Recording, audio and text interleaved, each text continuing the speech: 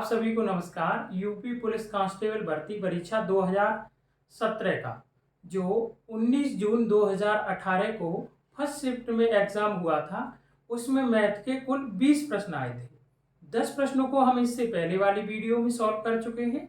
बचे हुए 10 प्रश्नों को आज हम इस वीडियो में सॉल्व करेंगे। अगर इससे पहले वाले जो 10 प्रश्नों की वीडियो है आपने नहीं देखी है तो उसका वीडियो के डिस्क्रिप्शन में लिंक दे रखा है, वहां आप जाके देख सकते हो। चलिए देखते हैं। प्रश्न नंबर है 11। इसी शिफ्ट का प्रश्न नंबर है 11। देखते हैं। प्रश्न नंबर 11 है, किसी संख्या का 45% अगर 135 है वह संख्या क्या है। उसने कहा कि किसी संख्या का है जो 45% है वो किसके बराबर है, 135 के बराबर है, संख्या बतानी है।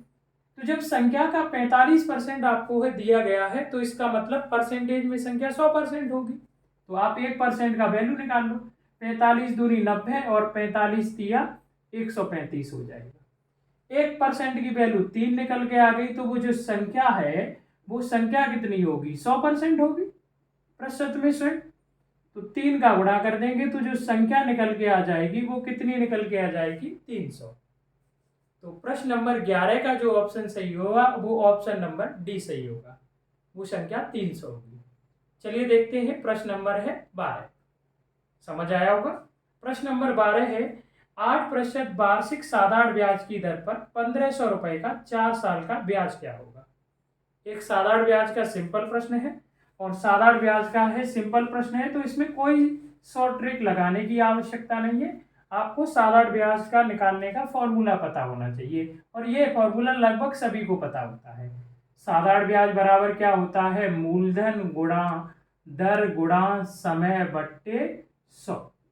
तो इस प्रश्न में जो मूलधन है, प्रिंसिपल है, वो 1500 रुपए दे रखा है, दर है वो 8% दे रखी है और समय है वो 4 वर्ष दे रखा है। बट्टे कितना हो जाएगा, 100।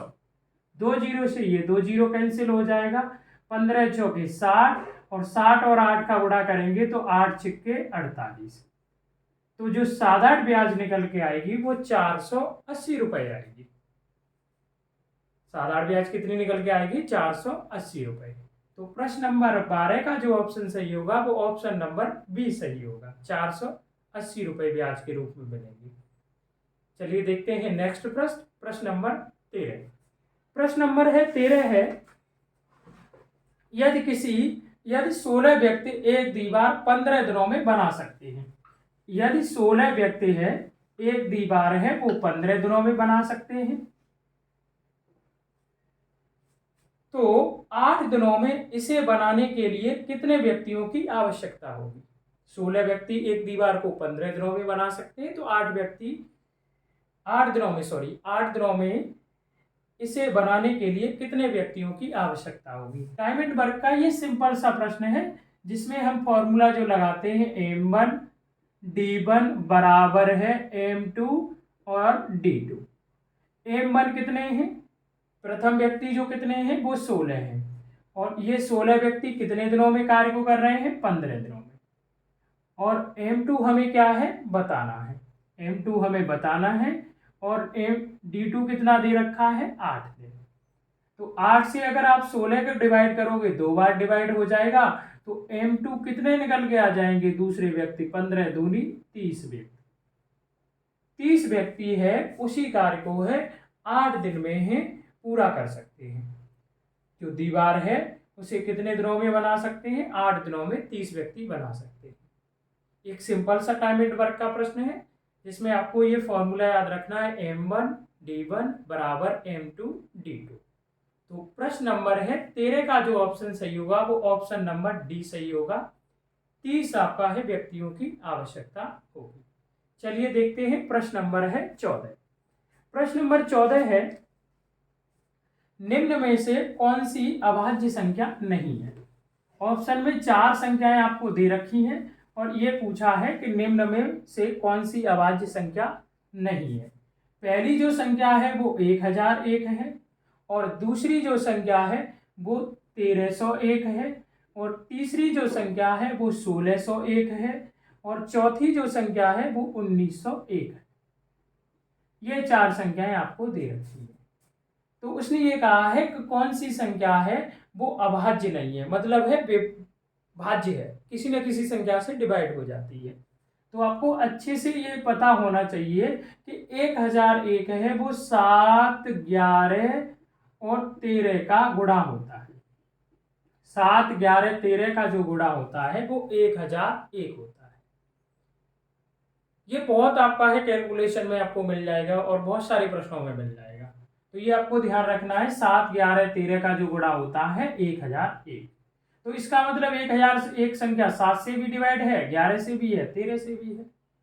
और उसने यही तो पूछा है कौन सी संख्या आपकी है अभाज्य नहीं है, भाज्य है। तो प्रथम ही आपको है ऑप्शन में मिल गया, तो बाकी सभी संख्याएं क्या होंगी, अभाज्य संख्याएं होंगी। तो प्रश्न नंबर है 14 का जो उत्तर सही होगा वो होगा 1001, जो एक भाज्य संख्या है, अभाज्य नहीं है। प्रश्न नंबर 14 का ऑप्शन सही होगा, ऑप्शन नंबर ए सही होगा। समझ आया होगा और सिंपल सा प्रश्न है। चलिए देखते हैं प्रश्न नंबर 15। प्रश्न नंबर 15 है समीकरण। समीकरण को हल करने के लिए, समीकरण को हल करने के लिए सबसे उपयुक्त विकल्प चुनें। समीकरण जो आपको दे रखा है वो ये दे रखा है 90/6 गुणा 90/6 गुणा 24 - 8 भाग 4 और फिर भाग है 3। यह समीकरण आपको दे रखा है। अब मैं आपको बताना चाहूंगा कि इस समीकरण में बोर्ड मास के नियम का फॉलो नहीं किया गया है। बोर्ड मास के नियम को बिल्कुल फॉलो नहीं किया गया है। इस समीकरण को सॉल्व करते हुए जो उचित है उसे पहले कर दिया गया है, उस कैलकुलेशन को पहले कर दिया गया है। भाग अगर पहले करना उचित लग रहा है तो भाग कर दिया गया है, प्लस करना उचित लग रहा है तो प्लस कर दिया गया है, गुणा करना उचित लग रहा है तो गुणा कर दिया गया है। चलिए सॉल्व करते हैं। इसे कैसे सॉल्व करेंगे, तो इसमें कोई बोर्ड मास का नियम नहीं फॉलो करना, तो सीधा 6 का भाग 90 देंगे 15 बार चला जाएगा। अब यहां हमने देखा कि अगर मैं यहां 4 का भाग दे दूं 8 में तो 2 बार चला जाएगा और 24 से 2 घटाओगे 22 आ जाएगा और 22 में 3 का भाग नहीं जाएगा। तो पहले मैं क्या करूंगा कि यहां घटा दूंगा, 24 से है 8 घटाऊंगा तो कितना बचेगा 16, और फिर उसके बाद है भाग दूंगा। तो अब आप है यहां देखें तो 4 का भाग 16 में कितने बार चला जाएगा, 4 बार, भाग 3, ब्रैकेट हट जाएगा। अब ये बताना कि ये 15 और इसका हम गुणा कर लेंगे, और 15 और 4 का गुणा कर लेंगे तो 15 चौके कितना होगा 60, क्योंकि इसमें भाग नहीं जा रहा तो हम गुणा कर ले रहे हैं पहले। तो 15 चौके 60 भाग 3, और 3 का भाग अगर 60 में देंगे तो कितने बार चला जाएगा 20 बार। तो इस प्रश्न का जो उत्तर होगा वो होगा 20। प्रश्न नंबर है 15 का जो ऑप्शन सही होगा वो ऑप्शन नंबर 20 सही होगा। इस प्रश्न में बोर्ड मास का जो नियम है वो फॉलो नहीं किया गया, जो उचित लगा है वही पहले सॉल्व कर दिया गया है। समझ आया होगा। चलिए देखते हैं अगला प्रश्न, प्रश्न नंबर 16। प्रश्न नंबर है 16 है समीकरण को हल करने के लिए सबसे उपयुक्त विकल्प को चुनें। बहुत आसान प्रश्न है, केवल और केवल 2 संख्याओं का गुणा करना है। समीकरण को हल करने के लिए उपयुक्त विकल्प को चुनें। तो 2 संख्याओं का गुणा करना है और वो संख्या है 15.5 गुणा 1.2।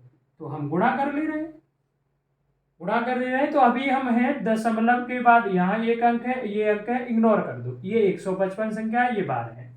12 का गुणा है 5 में करेंगे, 12 पंजे 60, हासिल 6। फिर 12 पंजे 60 और 6 कितना हो जाएगा, ये 66, हासिल 6। 12 एकम 12 और 6 कितना होगा 18। और पॉइंट के बाद एक अंक ये है, एक अंक ये है, तो दशमलव के बाद है जो रिजल्ट आया है 2 अंक होने चाहिए। तो इसे हम 18.6 लिख सकते हैं। इसे हम 18.6 लिख सकते हैं। एक सिंपल सा गुणा करना था। तो प्रश्न नंबर है 16 का जो उत्तर होगा वो होगा ऑप्शन नंबर बी सही होगा, 18.6। सिंपल से प्रश्न है। इससे पहले जो 10 प्रश्न थे इस सेट के, जो हमने इससे पहले वाले वीडियो में किए हैं, वो अच्छे लेवल के थे। ये आसान प्रश्न है। तो चलिए देखते हैं प्रश्न नंबर 17। प्रश्न नंबर 17 है कि समीकरण को हल करने के लिए सबसे है उपयुक्त विकल्प को चुने। इसमें फ्रैक्शन में गुणा दे रखा है, ये भी एक सिंपल प्रश्न है। इसमें जो दे रखा है वो दे रखा है 11/8 गुणा 56/33 को सॉल्व करना है। तो कर दो, एक सिंपल सा है प्रश्न है। 11 से है 33 को डिवाइड करेंगे 3 बार डिवाइड हो जाएगा। 8 से है 56 को डिवाइड करेंगे 7 बार डिवाइड हो जाएगा, तो कितना आ जाएगा 7/3। और इसे हम लिख सकते हैं 3 एकम 3, तो सॉरी 2 बार चला जाएगा, 3 दूनी 6 और बचेगा कितना 1, तो 2 सही 1/3। एक सिंपल प्रश्न है, 2 सही 1/3। तो प्रश्न नंबर 17 का जो ऑप्शन सही होगा वो ऑप्शन नंबर डी सही होगा। चलिए देखते हैं प्रश्न नंबर है 18। प्रश्न नंबर 18 है वो मासा का प्रश्न है कि उसने है दिया है 52, 52,78, 52,78 और 156 का महत्तम समापवर्तक HCF क्या होगा। इन संख्याओं का मासा निकालना है। तो जब अभी हम 2 संख्याएं, 3 संख्याएं, 4 संख्याओं का है मासा निकाल रहे हो, तो हम क्या करते हैं कि बड़ी 2 संख्याओं का, 2 बड़ी संख्याओं का, बाकी संख्याओं को छोड़ दो, उनका डिफरेंस ले लेते हैं। तो इनका डिफरेंस कितना होगा 78। 156 से 78 घटाएंगे तो 78 आ जाएगा। तो मासा या तो है बड़ी यानी 2 संख्याओं का है अंतर ही उनका मासा होता है, या उसका ही एक फैक्टर होता है। तो जैसे 78 का है 52 में भाग देंगे तो नहीं जाएगा, तो ये तो नहीं होगा मासा, लेकिन इसके ही गुणनखंड होंगे। तो इसके अभाज्य गुणनखंड कर दे रहे हैं। 2 तिया 6, 2 निम 18, 3 से भाग देंगे ये 13 बार चला जाएगा। अब हमारे मासा के है 13 का भाग देंगे 1 बार चला जाएगा। हमारे जो मासा के वही HCF के वही फैक्टर होंगे जो इन सभी संख्याओं के, इसमें मासा के वही फैक्टर होंगे जो इन तीनों संख्याओं को डिवाइड करेंगे। जैसे 2 का भाग 52 में देंगे चला जाएगा है, 78 में देंगे इसमें भी चला जाएगा, और 2 156 में देंगे इसमें भी चला जाएगा। इसका मतलब ये होगा मासा का ये फैक्टर होगा 1, 2। 3 का भाग 2, 3 का भाग 52 में ही नहीं आ रहा, तो इसका मतलब मासा का ये है एक फैक्टर नहीं होगा। अब 13 का भाग 2, 13 का भाग देंगे तो 13 चौके 52, ठीक है, 13 छिक्के 78 और 13 कम 13, 13 दूनी 26, 13 का भी भाग तीनों संख्या में चला जा रहा है। इसका मतलब ये कि मासा का एक फैक्टर 13 भी होगा। अब दोनों का गुणा कर लो तो कितना हो जाएगा 13 दूनी 26। तो इन तीनों संख्याओं का जो मासा होगा वो कितना होगा 26। दूसरा तरीका ये है कि आप ऑप्शन से भी कर सकते हो। और मासा का मतलब क्या होता है कि वह बड़ी से बड़ी संख्या जो दी हुई संख्याओं को विभाजित करे। तो देखो ऑप्शन में सबसे बड़ी संख्या क्या है, ऑप्शन में सबसे बड़ी संख्या है 39। अब 39 का भाग दो, देखो 39 का भाग 52 में ही नहीं जाएगा, तो 39 तो नहीं होगा। अब इससे छोटी देखो, क्योंकि बड़ी से बड़ी संख्या हमारा मासा होगी, इससे छोटी संख्या है ऑप्शन में 26। तो 26 का 52 में भाग देंगे 26 दूनी 52, 26 तिया 78 और 26 का है भाग इसमें भी चला जाएगा 6 बार, 26 छक्के 156। तो हमारा जो ऑप्शन सही होगा यानी मासा होगा वह बड़ी से बड़ी संख्या होगी, वो होगी 26 जो दी हुई इन तीनों संख्याओं को विभाजित करेगी। तो 17 नंबर प्रश्न का जो उत्तर होगा, सॉरी 18 नंबर प्रश्न का जो उत्तर होगा वो ऑप्शन नंबर सी होगा 26। 18 नंबर प्रश्न का जो उत्तर होगा वो ऑप्शन नंबर सी होगा। चलिए देखते हैं प्रश्न नंबर है 19। प्रश्न नंबर 19 है उसमें है इन्हीं संख्याओं का है लासा पूछा है। प्रश्न नंबर 19 में इन्हीं संख्याओं का लासा पूछा है कि 52,78 और 156 का लघुत्तम समापवर्तक LCM होगा। LCM क्या होगा? तो जब भी हम लासा निकालते हैं और जब जो संख्याएं दे रखी हों तो उन संख्याओं को हटा देते हैं जो जिन संख्याओं से कोई भी एक बड़ी संख्या विभाजित हो जाए। जैसे 52 से देखा जाए, 52 का भाग अगर 56 में देंगे तो 6 बार चला जाएगा, 6 दूनी वो 3 बार चला जाएगा, सॉरी 3 दूनी 6 और 3 पंजे 15। इसका मतलब है 52 को हटा दो, 52 से 156 डिवाइड है। 78 से देंगे तो 78 से भी 156 डिवाइड है, 78 दूनी 156। तो बची संख्या क्या, केवल एक संख्या बची, तो यही हमारा क्या होगी LCM। ये तो एक सिंपल प्रश्न बन गया। तो 52, 78 और 156 का एलसीएम कितना हो जाएगा? 156 निकल के आ जाएगा। जब भी हम लासा निकाल रहे हो तो उन संख्याओं को हटा दो जो जिन संख्याओं से कोई एक बड़ी संख्या डिवाइड हो रही हो, तो उस छोटी संख्या को हटा देंगे। तो प्रश्न नंबर है 19 का ऑप्शन सही होगा, ऑप्शन नंबर ए। इसका जो है लासा होगा वो 156 होगा। तीनों संख्याओं का जो लासा होगा वो 156 होगा। चलिए देखते हैं इस वीडियो का अंतिम प्रश्न और इस सेट का भी अंतिम प्रश्न। 20 प्रश्न ही मैथ के आए थे। प्रश्न नंबर 20 देखते हैं। प्रश्न नंबर 20 है, श्रीमती सिंह के परिवार का मासिक बचत और व्यय है वो अनुपात 3:8 था। बचत और व्यय है, बचत और जो व्यय है वो है 3:8 के अनुपात में है, 3:8 के अनुपात में था। जिस महीने में परिवार की आय 27,500 थी उसी महीने में बचत होगी।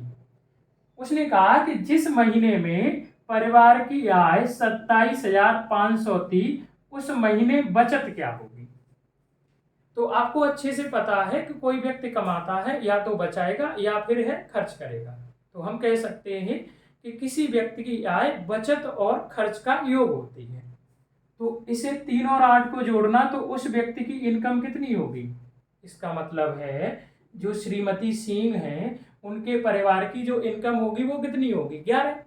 और वही हमें इनकम दे रखी है एक महीने की कितनी, 27,500 रुपए। तो हम कह सकते हैं कि 11 इकाई का मान क्या होगा, 27,500। तो एक इकाई का मान कितना आ जाएगा, 11 दूनी 22 और 11 पंजे 55, 2,500 रुपये आ जाएगा। एक यूनिट की वास्तविक मान 2,500 रुपये आ गया। और आपसे पूछा क्या है, बचत पूछी है। तो बचत कितने इकाई है, 3। और 3 में आप है 2,500 का गुणा करोगे तो 25 तिया 75 निकल के आ जाएगा। 25 तिया 75 यानी 7500 आ जाएगा। श्रीमती सिंह की उस महीने बचत क्या होगी, वो 7500 रुपये होगी, 7,500। तो प्रश्न नंबर है 20 का जो ऑप्शन सही होगा, ऑप्शन नंबर बी सही होगा। सभी प्रश्न समझ में आए होंगे। धन्यवाद, मिलते हैं अगली वीडियो।